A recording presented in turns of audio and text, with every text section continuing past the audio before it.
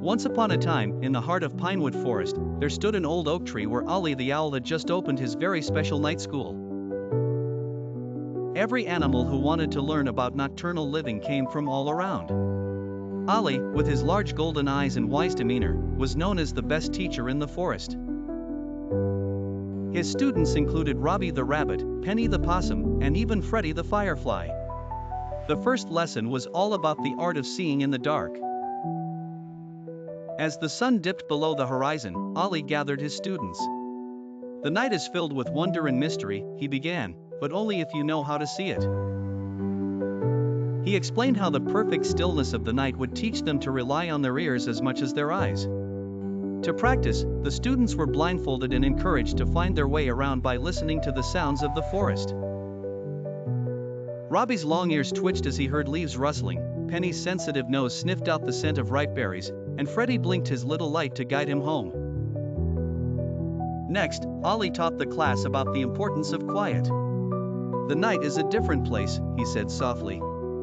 "Subtle noises can be a loudspeaker if you're quiet enough." To practice, they played a special game. Each student had to sneak up as close as they could to Ollie without making a sound. Penny moved like a whispering wind, Robbie hopped softly, but it was Freddie who surprised everyone. He floated in the air, silent and nearly invisible against the backdrop of the dark sky. The final lesson was perhaps the most exciting. Ollie took them to the edge of the great meadow, where the fireflies danced like tiny stars. "This," Ollie said, "is the night's grand celebration. It's important to understand the beauty of the world that only wakes up when the sun goes to sleep."